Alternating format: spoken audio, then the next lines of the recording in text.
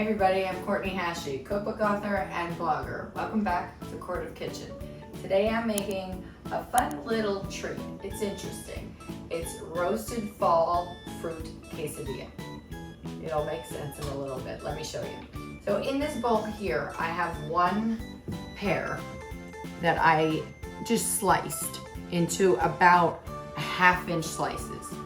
And then I have about half a cup of red grapes that I just have lengthwise, tip to tip.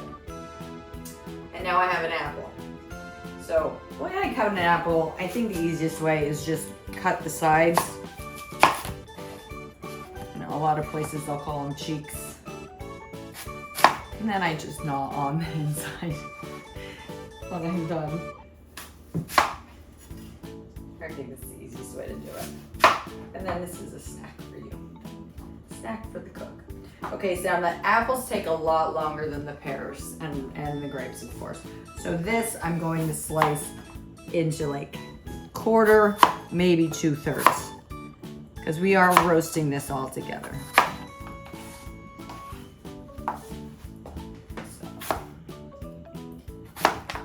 And I have a 9x13 baking dish over here. I did butter it. I really don't think it needs it, but I always err on the side of caution. You'll see what we're gonna put on this fruit in a couple seconds.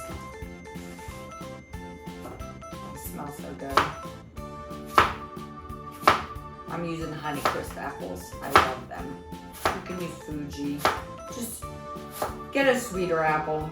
Granny Smith's wouldn't be great here.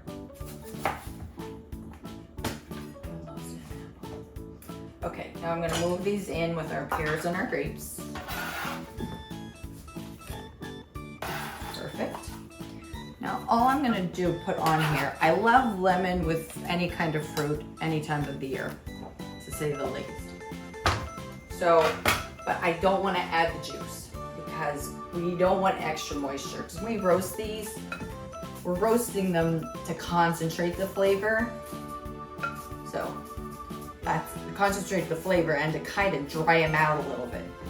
Now a lot of juice obviously is going to come. And when you're, taking the zest, when you're zesting a lemon, make sure you just get the yellow. Don't go further down into the white pith. That's very, very bitter. So you don't want that. So there's the zest of the lemon. So now we get a nice lemon flavor. Okay. So now, just like when you make a crisp, you always put, because of all the juice that's gonna come out, natural juice, you put some flour. So this is 2 tablespoons of flour. That'll help soak up some of the juice that comes out so it's not so watery. And then I'm gonna put in a half a teaspoon of, what else goes better fall, right? And cinnamon.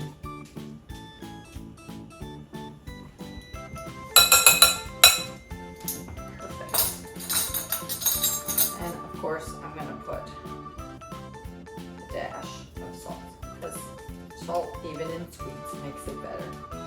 And I'm gonna mix this around and just get the flour kind of coated on get it on the ones on the bottom, and the cinnamon and salt.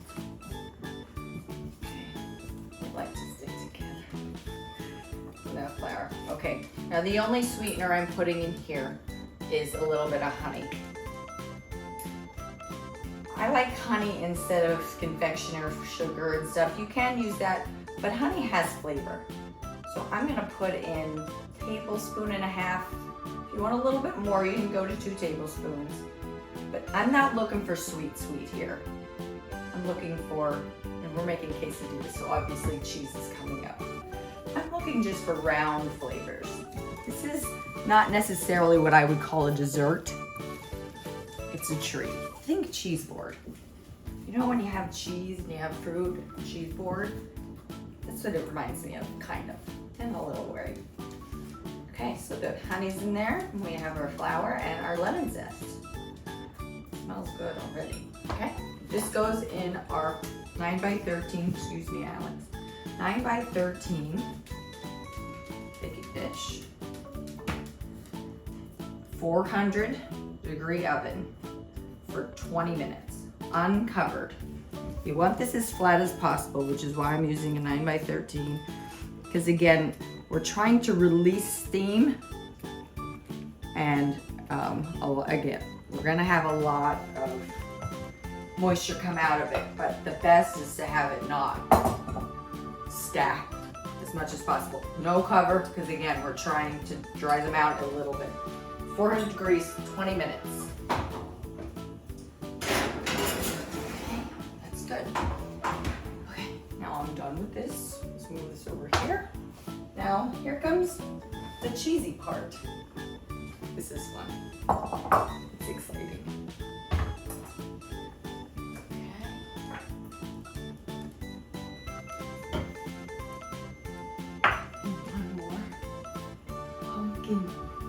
Goes better with this than pumpkin. Now, I'm not using a handheld beater. This is just 3 tablespoons of softened cream cheese. It has to be room temperature, so I'm only using a spatula. All this would get is cut in the beater because it's not a big enough batch. And all you're gonna do is sit there and waste your time taking all out of the beater. So to 3 tablespoons of softened cream cheese, 2 tablespoons of pumpkin puree. I'm not using the pumpkin filling simply because it has sweetener in it. And again, I don't want this to be like a dessert. I want it to just have enough sweetness. And I'm gonna add in some vanilla. I think vanilla makes anything taste better. Just about a teaspoon. You can go with a half if you want. And then another half teaspoon. So we have a half on the fruit and a half in our cheese layer. This is our spread that's gonna go on our quesadilla. Half a teaspoon cinnamon. Now, this is the interesting part. I'm gonna just start this.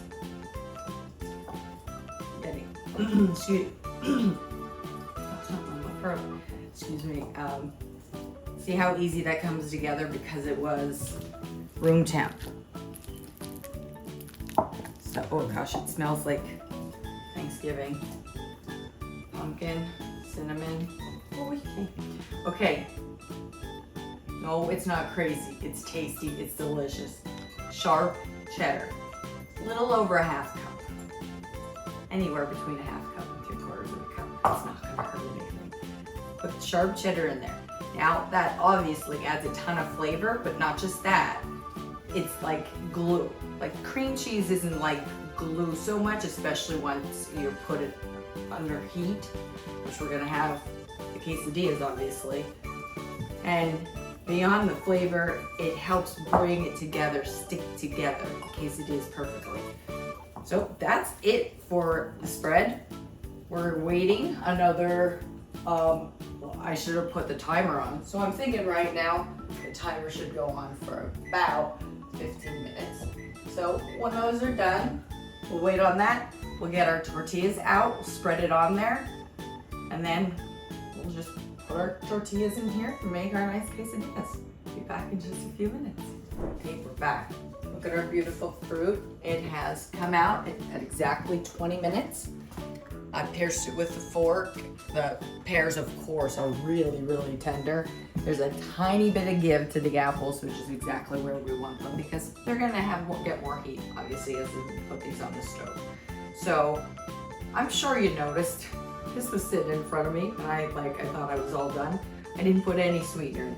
This is just 1 tablespoon of confectioner's sugar in here that I forgot to put in the last segment. So just mix this in. So that goes with your pumpkin mix. This is the pumpkin, the cream cheese, the lemon zest, and the cheddar cheese, and a dash of salt. And look at how easy that was to mix together when you have your cream cheese soft. Like I said, there's no reason to get out your handheld mixer. So there, now we have a little sweetness. But notice, again, I'm not putting a lot of sweetener in. Especially cheese compared to sweetener in this. It's not sweet. That's how I want it. Okay, now I'm using a spray, a grapeseed oil, any light oil, canola oil, Just don't use like an olive oil because we want these to get a little brown and maybe even a little crispy on the outside. Now I'm gonna put this in my pan. These are 10 inches. Now I'm only making one today. If you have a crowd coming over, you can make one, keep it in a 200-degree oven, make another one, and you can put it together like that if you have a crowd. I'm making one, I cut these tiny, so they're like bites. So wait, let me do this first. Let me show you what I'm doing. I'm putting it all together because we have to put half on one side and half on the other. So I think that's about half, wouldn't you say? It's kind of like when you make burgers. That's how you figure out how to portion them out. So now I'm gonna turn my heat on. That heat wasn't on. I didn't want to put it in a hot. I'm gonna put it over, like say, between 3 and 4. So medium, it's not exactly low, but you don't want the tortilla to burn and the inside. Now obviously our fruit is still hot from the oven.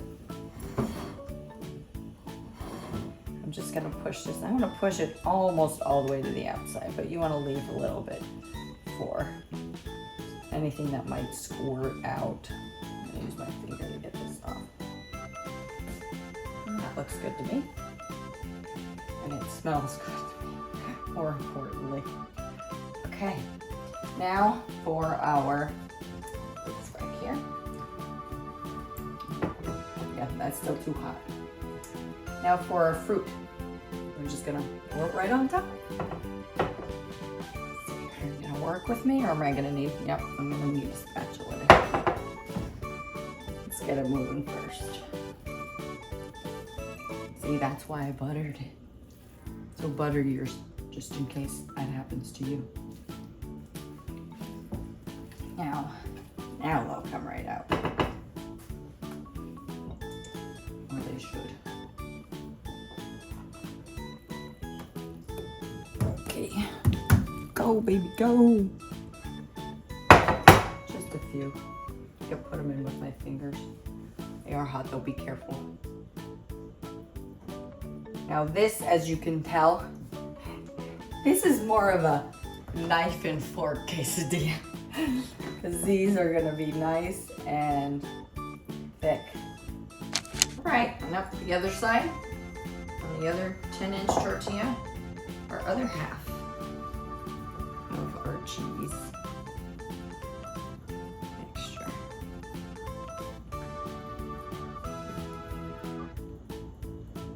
So beautiful. Gosh. It's luxurious. These things, yes. It really does. These snacks make me happy because they're not sweet. I'm not a huge sweet eater. I like a little bit, but this is just brings in, it's autumnal to say the least.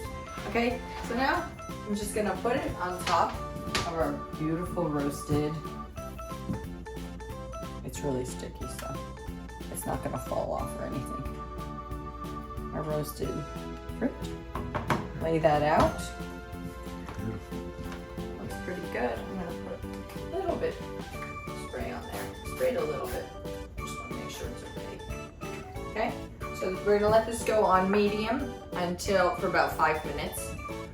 I find about 5 minutes. Check with your spatula. If it's getting golden, you're good. I'm not attempting to flip this. You saw that fruit, it would be disaster. So I'm gonna put it under the broiler on low for, watch it. It's a broiler, watch it. It should take, again, about 4 or 5 minutes. When it's golden on top, it's done. Take it out of the pan, put it on one of these, on a cutting board or whatever, and it has to rest. Do not cut into it right away. It'll just melt out on you. Has to rest for at least 10 minutes. So I'm gonna do that. This is side done. I'm gonna put it on the broiler. I'm gonna take it out, put it over here, let it rest. We come back, I'll cut it up and we'll give it a try. It's gonna be delicious. All right, so our quesadilla browned on the one side, and as you can see, this side was the side that went under the broiler on low. It took right around 4 minutes, maybe a little over. So it all depends upon your broiler. And now it's been resting for a good right around 10 minutes. We wanna make sure 8 to 10 minutes that it doesn't, like, hopefully this won't seep out on us. So I'm going to, like I said, I like things in bites. But hey, if you want appetizer, cut it there. There's your appetizer size right there. I like it in smaller bites so people can pick at it. That's perfect. It's not souping out. It's perfect. So I'm just gonna cut it like this. Whole blue fruit, cheese, cinnamon. Oh my goodness. I'm just gonna cut a couple of these to see if I can. I might actually be able to pick one up to eat it. Look at that. And it's still steamy. All right, let me give this a taste.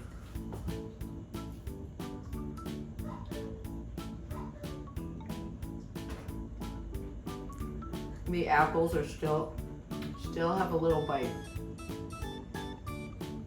It's sweet, but it's not syrupy sweet. And that cheddar cheese is like, what is that? It so coincides so well with the sweetness. Oh my gosh. You have to make these. You saw how easy it was. You have to make this for your family and friends, whether you cut them up in bites like this, or you cut them like quesadillas and just make smaller pieces. They're gonna love them. These are crispy on the outside and so ooey gooey and just delicious with that fruit on the inside. Just get in the kitchen and make these, like I always say.